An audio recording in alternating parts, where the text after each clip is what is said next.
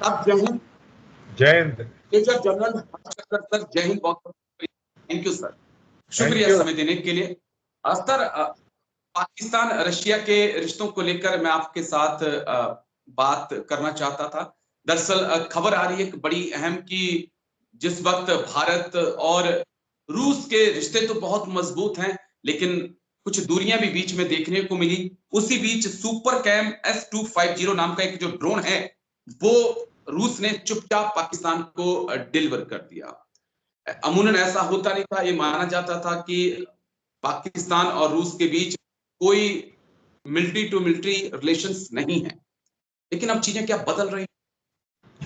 बदल नहीं रही है। हमें ये कभी नहीं पता लगेगा कि इन्होंने इंडियन गवर्नमेंट को बताया कि हम बेच रहे हैं, क्योंकि नॉर्मली दोनों देशों के बीच में ये अंडरस्टैंडिंग है और इंडियन गवर्नमेंट को इक्विपमेंट नहीं चाहिए। हमारा नॉर्मल अग्रीमेंट जो रशिया के साथ है कि जो इक्विपमेंट इंडिया लेता है वो आप जी, पाकिस्तान को बेच नहीं सकते। तो हमारी ये उनके साथ अंडरस्टैंडिंग है। जो इक्विपमेंट हम नहीं लेते या हमें चाहिए नहीं, उसका जो रूस करे वो उनकी मर्जी है, उसमें हमें बीच में आने का मतलब नहीं है। जैसे हमने S-400 लिया या बाकी अगर कुछ जो भी लेंगे वो हम पाकिस्तान को बिकने नहीं देंगे। जो हम ओके, नहीं लेंगे उसका रूस जो करना चाहे करे, जब तक उसको पैसा मिल रहा है।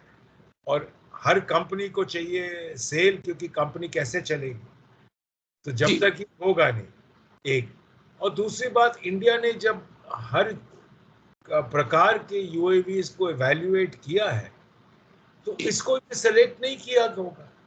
कारण होगा कि ओके, पता है कि कैपेबिलिटीज कम है, या हमारे पास उससे अच्छे हैं, या अच्छे बन रहे हैं, या अच्छे कहीं और से आ रहे हैं।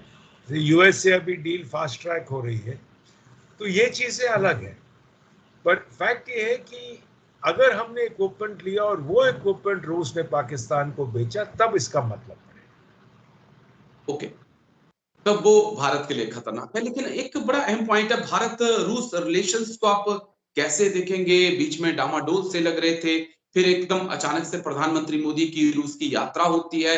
ये माना जाता है कि चीजें ट्रैक पे आ रही हैं, और ये भी चीजें निकल के आ रही है कि बीजिंग लगातार मॉस्को पे प्रेशर बना रहा है कि थोड़ा सा इंडिया से कट रही है। आप कैसे देखेंगे सर? देखो, पहली बात, भारत रूस के रिलेशंस हमेशा स्ट्रांग रहे हैं, थे और रहेंगे। बीच में लग रहा था पर कभी नहीं डाउन हुआ, क्योंकि इलेक्शंस इंडिया में थे, उससे पहले वहां था। बातचीत दोनों लीडर्स की रेगुलरली हो रही थी। फॉरेन मिनिस्टर्स बहुत रेगुलरली जहां पर भी एक साथ एक कॉन्फ्रेंस में थे हमेशा मिलते थे। तो इंडिया और रूस के रिलेशंस में कभी डाउट नहीं था। चीन जी, का प्रेशर से कभी काम नहीं हुआ है। पहले भी अगर चीन ने भी ट्राई किया, क्योंकि हर कंट्री अपने रिलेशंस मेंटेन करती है, उसको इंडिया से ज्यादा सपोर्ट चाहिए ना कि चीन से। चीन जी, और वेस्ट के साथ दुश्मनी है, ओके, ठीक है। अब इंडिया और वेस्ट के साथ दोस्ती है। अब चाहे पीएम मोदी का जो विजिट 23 अगस्त को है यूक्रेन का, जी, जी, वेस्ट को पता है कि कुछ खास हो नहीं पाएगा, खास तौर पे जब यूक्रेन का ऑफेंसिव लॉन्च हो गया रशिया में, और वो तकरीबन 1000 किलोमीटर रशियन टेरिटरी के ऊपर बैठे हुए हैं। तो कोई चांस पीस का इस हालात में होना मुश्किल है। पर यूएस खुश है कि इंडियन पीएम अगर यूक्रेन जा रहे हैं रशिया जाने के बाद, तो हो सकता है कि कहीं पीस इनिशिएटिव शुरू हो, ओके, टॉक्स का वो बेस बने।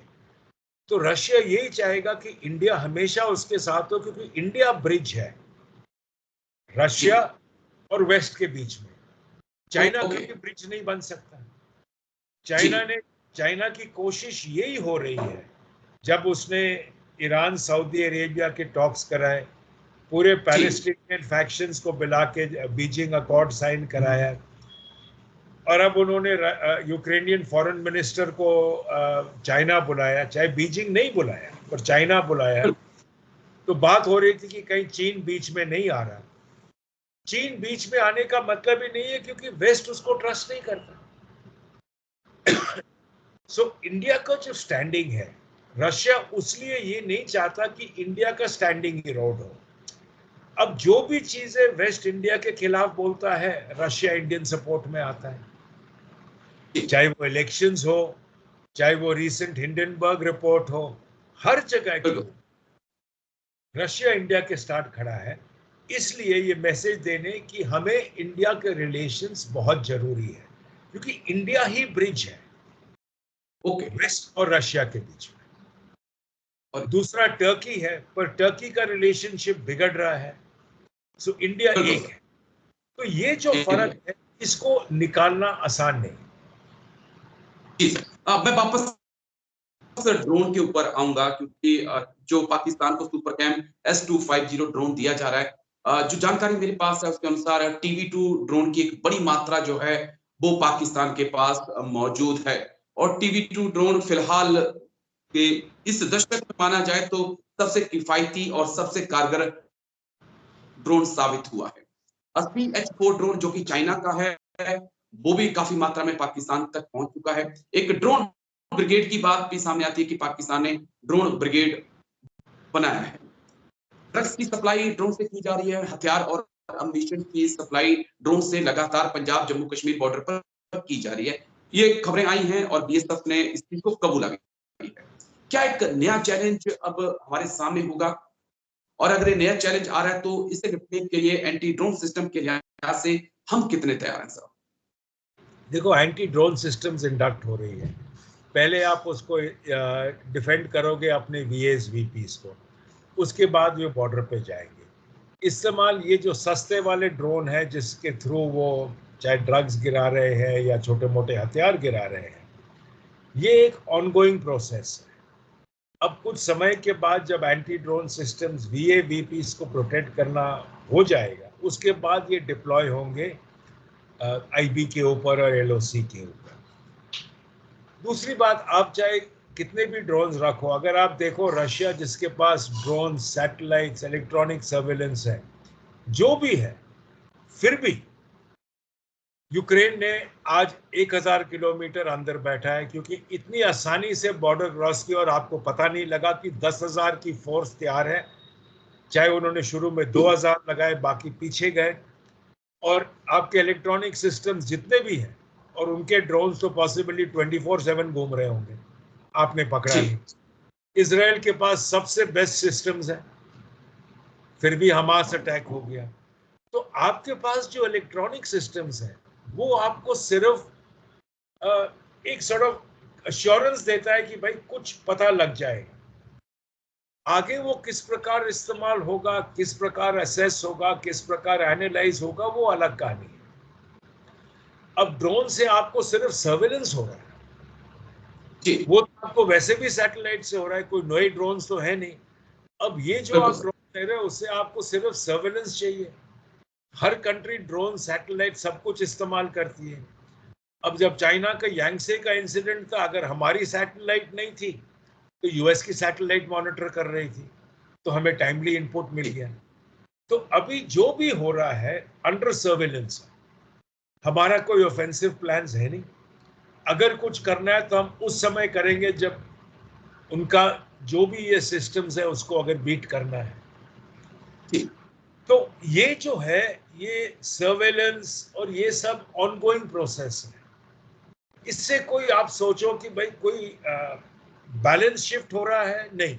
अगर होना था तो यूक्रेन अंदर घुस नहीं पाता।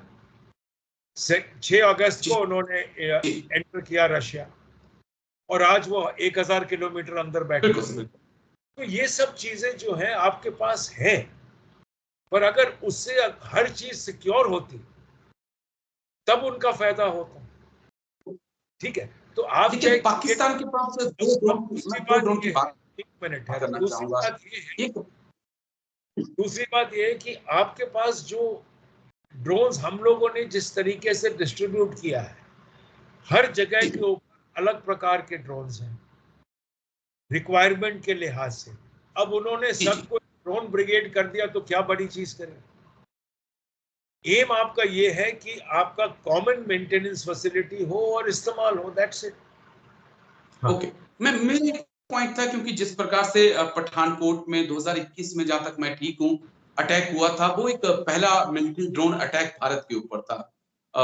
उसके बाद CH-4 अटैक कर सकता है, TB2 ड्रोन बहुत कारगर अटैक कर सकता है। उसे आप कैसे देखते हैं? क्या तो इससे अगर कोई पाकिस्तान के ड्रोन, पास अटैक की क्षमता नहीं बढ़ी है? अगर आप ड्रोन इस्तेमाल करो अटैक करने के लिए, रिटेलिएशन के लिए मिसाइल्स होंगे या एयरक्राफ्ट होंगे, या जी, जो हमारे पास भी आजकल कामिकाज़े ड्रोन्स हैं जो हम लोगों ने हजारों हजारों में इंडक्ट किया है, जिनका काम है डायरेक्टली हिट करो और डिस्ट्रॉय करो, लॉइटरिंग एमिनिशन जिसको कहते हैं, हमारे जी, पास कोई कमी है नहीं। ठीक है ना? तो अगर आप सोचो कि आपने रीयूजेबल ड्रोन इस्तेमाल किया स्ट्राइक करने के लिए, तो आपने ऑपरेशंस लॉन्च कर दिया, ऑफेंसिव शुरू कर दिया, तो स्ट्राइक तो वापस होगा। बिल्कुल। तो आप रखो जो रखना है, क्वेश्चन है उसका इस्तेमाल, और आप मैसेज क्या देना चाह रहे हैं। ठीक ओके, है, अगर आपने सारी कुछ बात एस्केलेशन करना है तो बात अलग है, पर अगर आपने जी, स्ट्रॉन्गर फोर्स के साथ एस्केलेशन करना है तो आप तैयार रहो। ठीक है, तो ये जो है, अब वो वाला जो ड्रोन था 21 का, ये कभी क्लियर नहीं था कि ये पाकिस्तान से लॉन्च था या इंडिया के अंदर से, अगर किसी ओके। ने लॉन्च किया तो उसीलिए कुछ हुआ नहीं। नहीं तो अगर कहीं अक्रॉस द बोर्ड लॉन्च है और आपने उसको ट्रैक कर लिया तो ये डिक्लेरेशन ऑफ हॉस्टिलिटीज है, आपको उसके जी, अलावा कुछ नहीं चाहिए। जी। बस एक आखिरी सवाल, बड़ा इंटरेस्टिंग सवाल कि क्या ड्रोन फाइटर जेट जो हैं उसे रिप्लेस कर सकते हैं? जिस प्रकार से एक से एक आधुनिक ड्रोन आ रहा है और वही काम कर रहे हैं जो आज फाइटर जेट काम कर रहे हैं, सुखोई, राफेल जो काम कर सकते हैं, ड्रोन वो सब कुछ कर पा रहा है। और तमाम जो एयर स्ट्राइक हुई हैं, उसमें हमने देखा है कि ड्रोन ने अहम भूमिका निभाई है। क्या लगता है देखो आपको in future drone fighter jet को रिप्लेस कर सकते हैं? देखो ड्रोन के अंदर आप एक या दो मिसाइल लॉन्च कर लोड कर सकते हो, लिमिटेड पे ओके, लोड है, डिस्टेंस आप ज्यादा इस्तेमाल कर सकते हो, और आपको प्रॉब्लम नहीं है कि अगर ड्रोन शूट डाउन हो गया, कोई पायलट नहीं कैप्चर हुआ, कोई डैमेज नहीं हुआ, कोई ये नहीं हुआ जिससे कि देश एम्बैरस हो। ठीक है, तो ये जी, फर्क है। पर अगर आप सोचो कि ड्रोन्स एयरक्राफ्ट को रिप्लेस करेगा, वो बहुत मुश्किल है, क्योंकि दोनों का रोल्स अलग है। जहां पर ह्यूमन इंटेलिजेंस अप्लाई होना है, जहां पे टारगेटिंग होना है इंटेलिजेंस के लिहाज से, वह एयरक्राफ्ट का काम है। ड्रोन का काम वही है कि जहां पे आप चाहते नहीं हो कि कहीं देश एम्बैरस हो, तो आप ड्रोन इस्तेमाल करो। दोनों का अलग है, आप मिक्स नहीं कर सकते हो दोनों के। दोनों को साथ में लेके चलना होगा तभी ताकत और बढ़ेगी। लेकिन चलिए सर, शुक्रिया आपका, बहुत-बहुत शुक्रिया साहब। Major general Harishankar sir, thank you समय देने के लिए। Thank you sir. Jai Hind sir, thank you. जय